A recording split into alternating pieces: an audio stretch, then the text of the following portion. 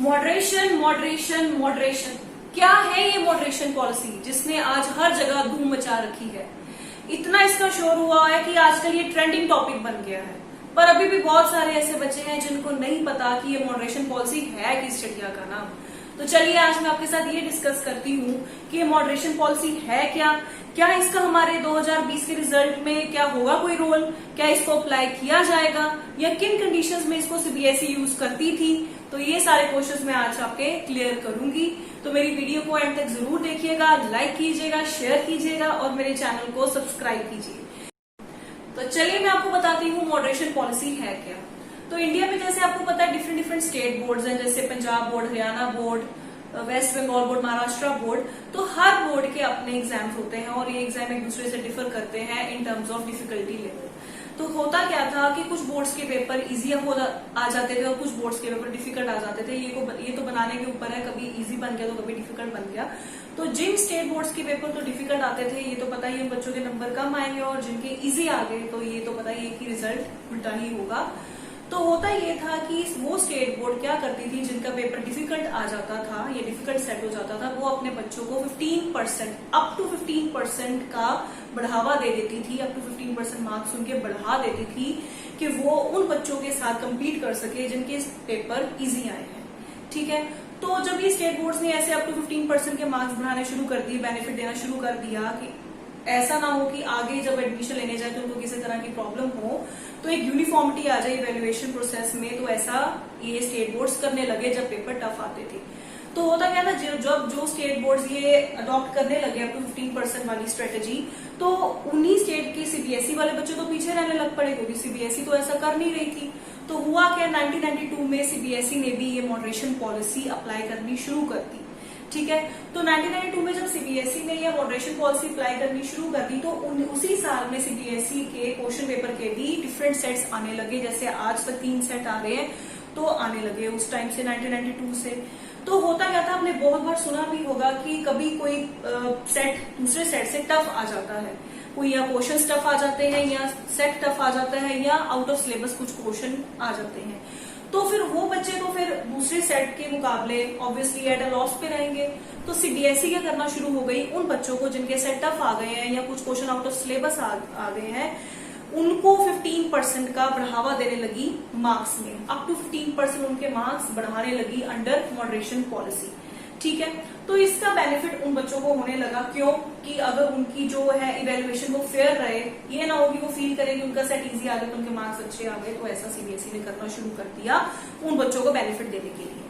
पर हुआ क्या कि स्टेट बोर्ड्स भी उधर से ये पॉलिसी यूज कर रहे थे, इधर सीबीएसई बोर्ड भी अंडर मॉडरेशन पॉलिसी बच्चों के नंबर बढ़ाना शुरू हो गई। तो ऐसा देखा गया कि 2017 तक आते आते ये बच्चों के मार्क्स सीबीएसई बोर्ड के अंदर इतने इन्फ्लेट हो जाते थे कि कितने बल्क में मोर देन 95% बच्चों का रिजल्ट आने लगा। कितने बच्चे ऐसे होते थे जिनका रिजल्ट 95% से ज्यादा आता था। ठीक है, क्योंकि ये पॉलिसी का जो पर्पस था उसको थोड़ा सा मिसयूज करना शुरू हो गए सीबीएसई बोर्ड में भी। चलो ठीक है, अगर मैं भी आपकी जगह हूं तो I would love this policy कि हाँ यार नंबर अच्छे आ रहे, फ्री के मिल रहे, तो क्या खराबी है। लेकिन इसका ये थोड़ा डिसएडवांटेज हो गई कि जो कट ऑफ आती थी डीयू की या आगे जो भी कॉलेजेस हैं उनकी, वो अप टू 100% तक जाने लग पड़ी, इतनी कट ऑफ होने लगी। तो आप खुद सोचिए, अगर किसी बच्चे के 90% या 91, 92, 93% है तो उसकी भी कोई वैल्यू ही नहीं रह गई, उनको एडमिशन ही नहीं मिलता था। उधर स्टेट बोर्ड ने बढ़ाने शुरू कर दिए अपने बच्चों के मार्क्स, इधर सीबीएसई बोर्ड के बच्चों के भी मार्क्स मोर देन 95% आ रहे थे। तो जो 90-91 स्कोर कर रहे हैं उनको कहाँ जगह मिलेगी। तो इसी वजह से 2017 में इस पॉलिसी को सीबीएसई ने टर्मिनेट कर दिया, खत्म कर दिया।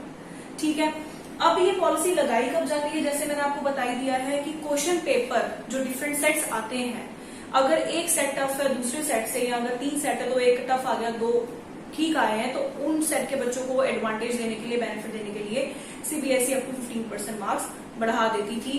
या अगर कोई क्वेश्चन आउट ऑफ सिलेबस से है तो ऐसे, या पेपर टफ हो, सब्जेक्ट टफ है, तो बच्चों के जो एवरेज है फेल होने की, जो ज्यादा बच्चे वो ज्यादा फेल हो रहे हैं, तो सीबीएसई उनको कुछ मॉडरेशन देके उनका मार्क्स इंक्रीज कर देती है। पर इस बात को ध्यान में रखा जाए, अप टू 15% देती थी, और जो बच्चों के मार्क्स बढ़ाए जाते थे वो 95 से ऊपर कभी किसी बच्चे के मार्क्स नहीं बढ़ते थे। 95 तक देखा जाता था, उससे ज्यादा नंबर नहीं दिए जाते थे।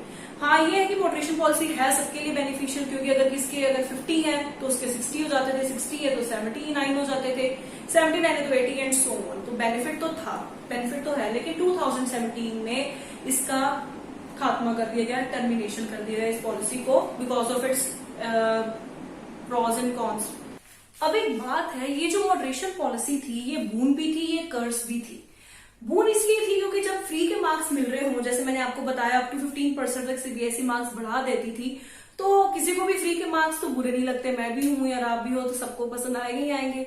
और कर्स इसलिए थी क्योंकि जैसे मैंने आपको बताया कि डीयू की या और अच्छी यूनिवर्सिटीज की या कॉलेजेस की कट ऑफ इतनी ज्यादा हो जाती थी कि जो 92% मार्क्स ले रहे हैं बच्चे, उनकी भी कोई वैल्यू नहीं थी, उनको भी एडमिशन नहीं मिल पाता था। तो आप खुद सोचिए कितना डीमोटिवेटिंग होता होगा कि इतने मार्क्स लेने के बावजूद भी हमें एडमिशन नहीं मिल रहा अच्छी जगह पे। ठीक है, तो इस चीज को ध्यान में रखते हुए ये पॉलिसी को टर्मिनेट कर दिया गया। तो आप भी देख सकते हैं कि एक जगह पे बून भी थी और एक जगह पे कर्स भी थी। अब 2020 में मॉडरेशन पॉलिसी लगेगी या नहीं लगेगी, अप्लाई की जाएगी या नहीं की जाएगी, ये देखना है कि अडॉप्ट की जाएगी या नहीं की जाएगी। तो सबसे पहले मैं आपको एक बात बता दूं, जो जब पेपर इवेल्युएट होते हैं तो एग्जामिनर्स को ये इंस्ट्रक्शन दी जाती है कि जो बच्चा 4-5 मार्क्स से फेल हो रहा हो, अगर उसमें थोड़ा बहुत भी कुछ लिखा है तो उसको वो 4-5 मार्क्स दे के पास कर दिया जाए, जिसको हम ग्रेस मार्क्स कहते हैं। जो फेलियर्स को पास करने के लिए ये 4-5 मार्क्स दिए जाते हैं, इनको हम ग्रेस मार्क्स कहते हैं कि उनका साल ना बर्बाद हो। और दूसरी बात ये है कि सीबीएसई ये भी इंस्ट्रक्शन देती है कि अगर कोई पर्टिकुलर सेट टफ आ गया है किसी दूसरे पर्टिकुलर सेट से, तो जिन बच्चों का नुकसान हो सकता है या जो बच्चे लॉस पे रह सकते हैं, उनके लिए सीबीएसई ये भी कहती है एग्जामिनर्स को कि आप अपनी मार्किंग लीनियंट रखिएगा। तो अगर देखा जाए तो जो सीधी मॉडरेशन पॉलिसी लगाई जाती थी वो तो टर्मिनेट कर दी सीबीएसई ने 2017 में ही, पर हिडन रूप से या किसी और तरीके से ऐसे सीबीएसई बेनिफिट देता जरूर है बच्चों को। अब अगर बात करें 2020 की, तो जैसे बहुत लोग ये वकालत कर रहे हैं, ये कह रहे हैं कि हाँ जी ये लगनी चाहिए, ये होनी चाहिए, तो ये आपको बता दी जाए कि ये नहीं हो सकता पॉसिबल, या अगर हो भी पॉसिबल हो भी जाए तो प्रॉब्लम ये आ जाती है कि बाकी जो सेक्शन है सोसाइटी के वो सुप्रीम कोर्ट चले जाएंगे कि हाँ जी ये कैसे हो गया। तो इसका ये नुकसान होगा कि आपका रिजल्ट डिले हो सकता है या कोई और भी प्रॉब्लम्स आ सकती हैं। तो इस वजह से ये है कि मॉडरेशन पॉलिसी सीधी तो सीबीएसई नहीं लगाएगा, लेकिन ये है कि अगर आप कहें कि लगेगी नहीं तो हो सकता है ऐसा नहीं हो, 2020 में ये लग सकती है। पर एक बात ध्यान में रखिएगा कि सीबीएसई कभी भी इसको सामने ओपनली डिक्लेयर नहीं करेगी, ओपन अनाउंसमेंट नहीं करेगी कि हाँ जी बच्चों इस साल हम लगाने जा रहे हैं, आपके लिए खुशखबरी है, ऐसा नहीं होगा। इसको अगर लगाया जाएगा, अगर सीबीएसई ने लगाना होगा, जो उम्मीद है कि शायद लगा भी दे, तो इसको हिडन तरीके से लगाया जाएगा, इसको बिल्कुल डिस्क्लोज नहीं किया जाएगा। तो इसलिए आप इस चीज को अपने दिमाग में बिठा लीजिए, इधर उधर की इंफॉर्मेशन लेके ये मत सर्टन हो जाइए कि ये लगेगी। हाँ ये है कि आप सोशल मीडिया नेटवर्क के दायरे से आप अपने ट्वीट्स डालिए, फेसबुक पे डालिए, तो इससे क्या होगा कि सीबीएसई के ऊपर एक बर्डन जरूर बन जाएगा कि हाँ बच्चों के मन में ये बात है, तो हम उनके लिए इस बात को देखते हुए शायद वो लगा दें।